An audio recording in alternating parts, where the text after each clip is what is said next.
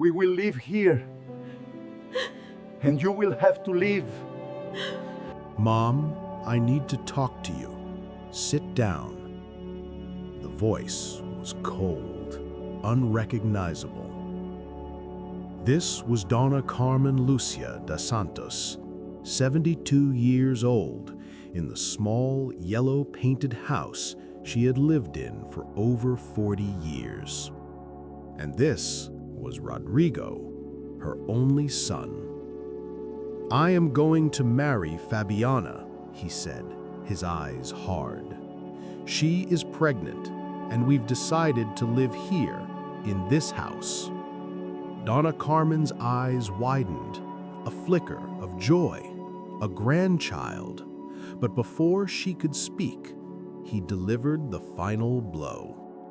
"No, mother, you don't understand. We will live here, and you will have to leave." The silence that followed was deafening. "What do you mean, Rodrigo?" she whispered, not processing the words. "I have to get out of my own home? This house has legally been in my name for 5 years, Rodrigo stated, pulling a briefcase from under his arm. "Fabiana doesn't want to live with you. She finds your religious manias too heavy." He looked past her, at the small wooden table in the corner, at the statue of Our Lady of Aparecida, surrounded by candles. "You have 3 days, he said. "Be ready. I'll be back on Monday with a van." He left, leaving his mother collapsed in the chair, sobbing in a way she hadn't cried since the day she lost her husband. This is a true story. It happened in Belo Horizonte, Brazil, in the Lagoinha neighborhood. It is the story of an unthinkable betrayal. But what happened next was not just a consequence. It was a direct intervention, an event so profound that it would shatter the lives of everyone involved and leave behind a physical mark that cannot be explained to this day. To understand the miracle, you must first understand the sacrifice. Dona Carmen was a seamstress. Her hands were calloused from a lifetime of work. Her husband, Antonio, had died at the wheel of his bus when Rodrigo was just 9 years old. Since that day, Carmen sewed day and night. She sewed simple hems and elaborate wedding dresses. She sewed until her fingers bled. She did it for one reason: Rodrigo. She sewed him through school. She sewed him through college. She sewed him all the way to a civil engineering degree and a job at a massive construction firm. Her entire life was lived in that small house on Rua das Aca, number 143. The house constantly smelled of new fabric, sewing thread, and the soft scent of candles. Every night, she lit those candles in front of a small 30-centimeter image of Our Lady of Aparecida. It was a wedding gift from her own mother. For decades, that statue witnessed her prayers, her supplications when Rodrigo was sick, her tears when the bills were late, her joy when he graduated. Rodrigo grew up, and at 35, he was a success. He wore expensive suits and drove an imported car. But something had changed. The boy who used to kiss the image of Aparecida before a test now saw it all as outdated superstition. His visits became short, hurried, and then he met Fabiana. Fabiana was a 32-year-old corporate lawyer from a wealthy Sao Paulo family. She was the opposite of everything Rodrigo knew. She called faith an emotional crutch for weak people. When Rodrigo first brought her to the house, the tension was immediate. Her eyes swept the room with disdain. The old furniture, the crocheted doilies, and especially the small altar. "Rodrigo," she whispered, loud enough for Dona Carmen to hear from the kitchen. "You grew up here? It's so old-fashioned." When Dona Carmen mentioned she was praying for their relationship, Fabiana let out a dry laugh. "Oh, Dona Carmen, do you still believe in these things?" Rodrigo said nothing. He just lowered his eyes and changed the subject. Over the next few months, Fabiana's influence grew. She convinced him he needed to let go of the past. "Your mother is a burden, Rodrigo. She pulls you down with these superstitions. You are a modern man. You need to free yourself." His visits stopped completely. Dona Carmen's calls went unanswered. Until that Friday night, January 27th, 2023, the night he came not as a son, but as a landlord, to evict his own mother. The next 2 days were a blur of shame and sorrow. On Saturday morning, the neighbors came, Dona Josefa, Dona Maria. They packed Carmen's few belongings, all of them weeping together. "This is an injustice," Dona Josefa said. "A son doing this to his own mother? This won't stay so, no." Dona Carmen's only concern was the statue. She held the image of Our Lady of Aparecida as if it were a baby, wrapping it in a soft cloth. "I take this one, whatever it takes," she whispered. "This has followed me my entire life." On Sunday night, a small truck took her few boxes to a tiny, rented room in the Villa Industrial. It was a single room in an old tenement. The walls were moldy. There was a shared bathroom in the hallway, and the air was thick with the smell of damp and kerosene. There was no space for anything but a bed, a small wardrobe, and a little table. But Dona Carmen, with her heart shattered, found a corner on that table for the image of Our Lady of Aparecida. She lit a candle.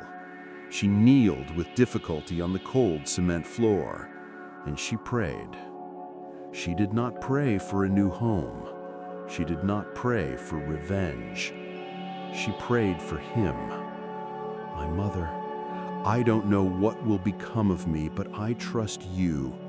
You are a mother. You know what it feels like when a child leaves.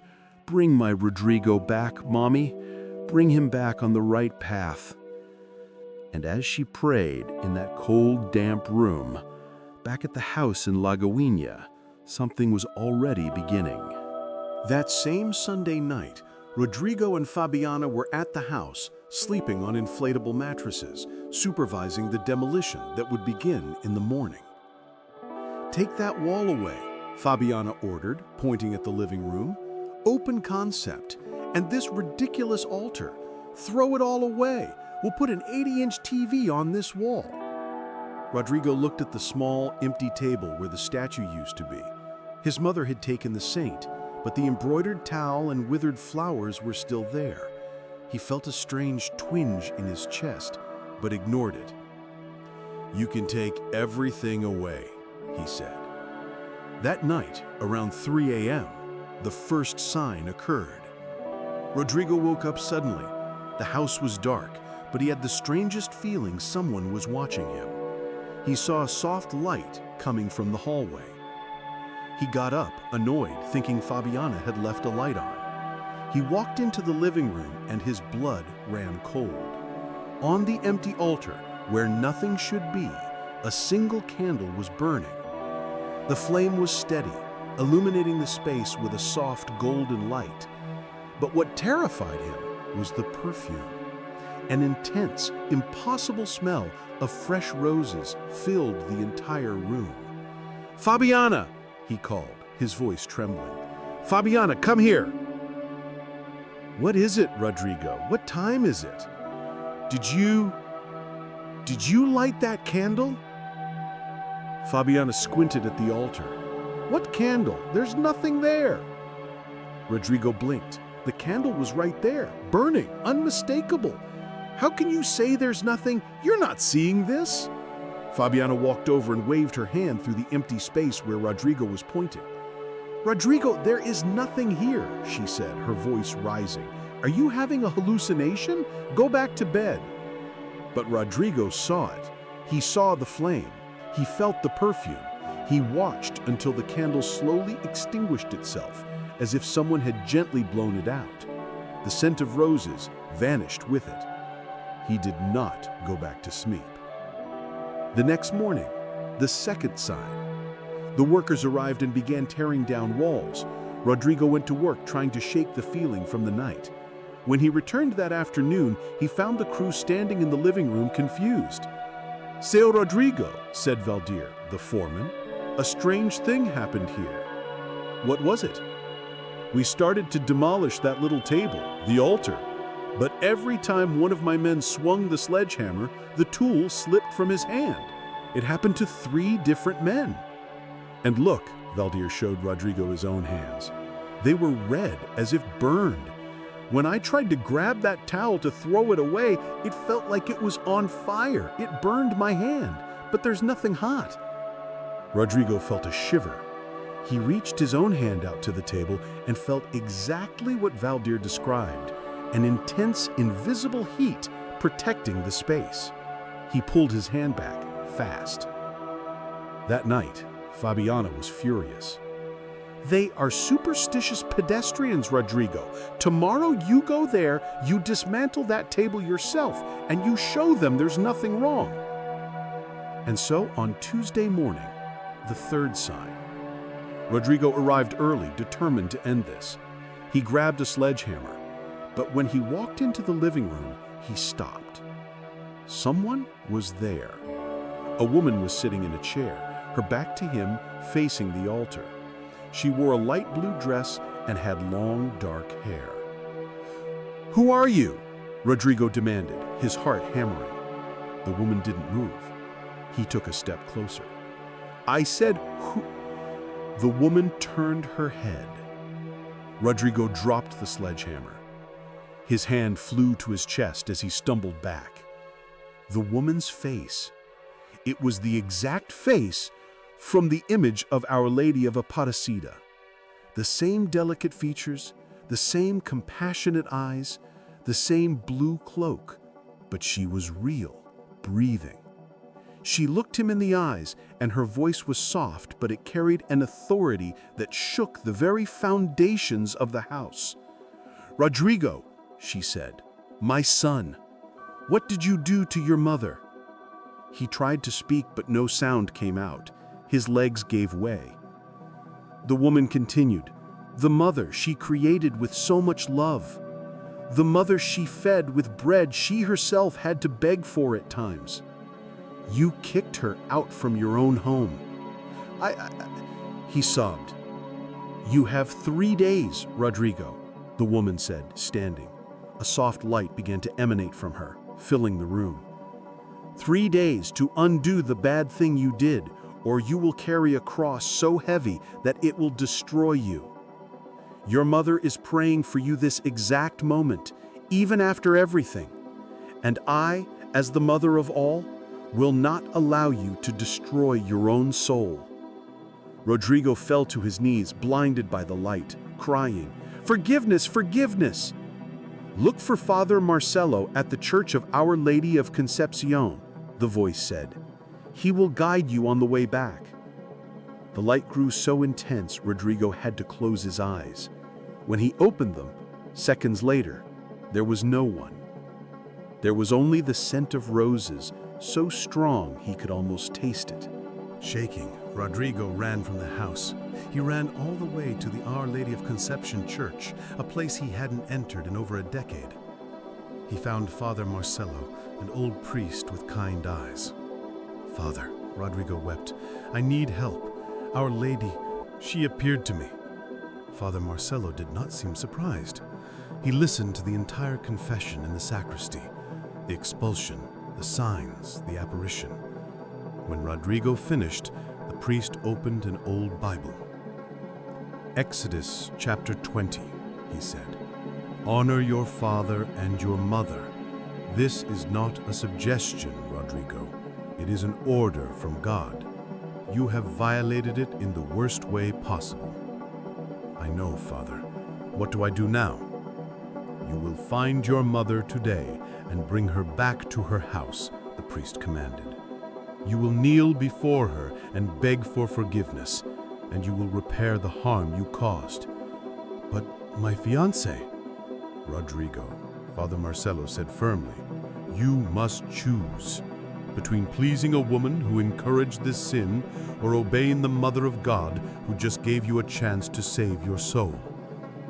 Rodrigo knew the choice was already made. He went to the house one last time. Fabiana was there, furious that the workers had stopped again. Rodrigo, this is ridiculous. Tell them to... Fabiana, he said, his voice clear for the first time in years. Stop everything. I'm bringing my mother back.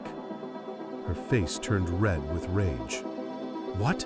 Have you gone crazy? You're choosing that outdated old woman over me? Over your own son? I am choosing to do what is right. And if you don't understand that, maybe you're not the right person to be the mother of my son. She slapped him, hard.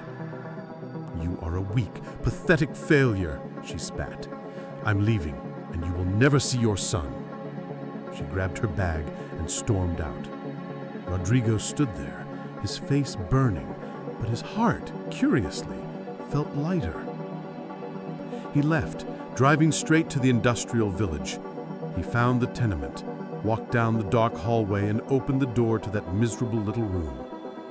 Dona Carmen was sitting on the narrow bed, praying her rosary. He didn't say a word.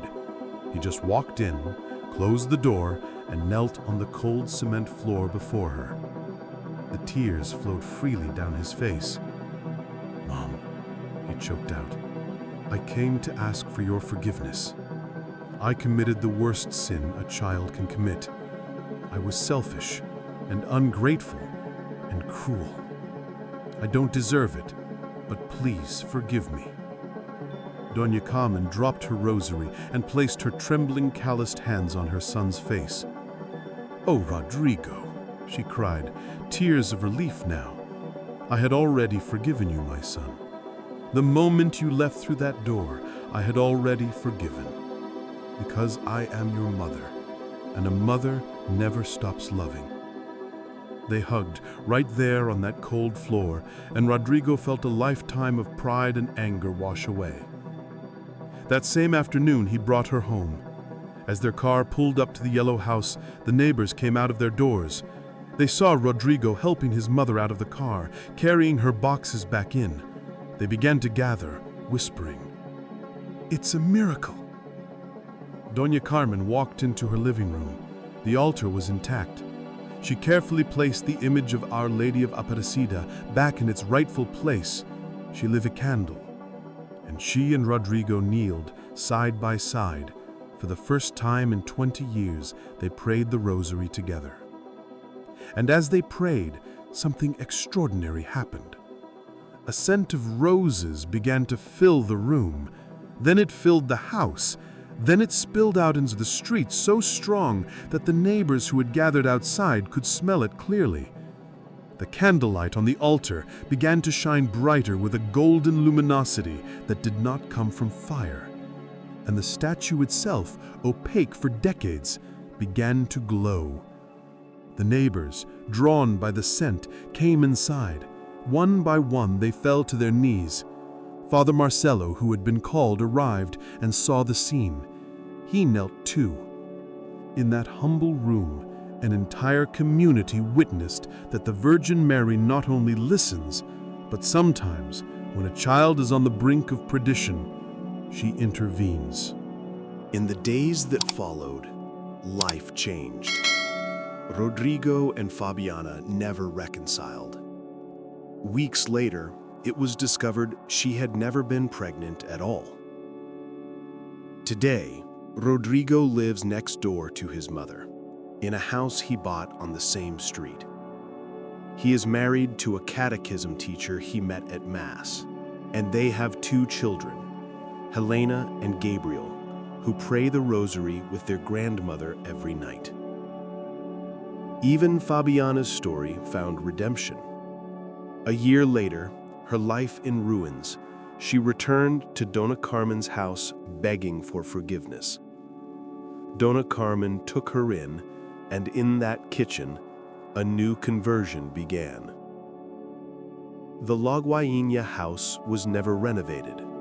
It remains simple, welcoming, with the altar of Our Lady always full of fresh flowers. But something remains unexplained. About a year after the events, a mark began to appear on the wall behind the altar. A mark shaped like a perfect rose, as if the plaster itself had been molded from the inside out. Father Marcelo examined it. Experts were called. No one could explain how it appeared. Some say it is humidity. Others claim it is a permanent sign of Our Lady's presence. Dona Carmen, now 77 and in perfect health, just smiles when asked about it. Some things, she says, we don't need to explain. We just need to say, thank you.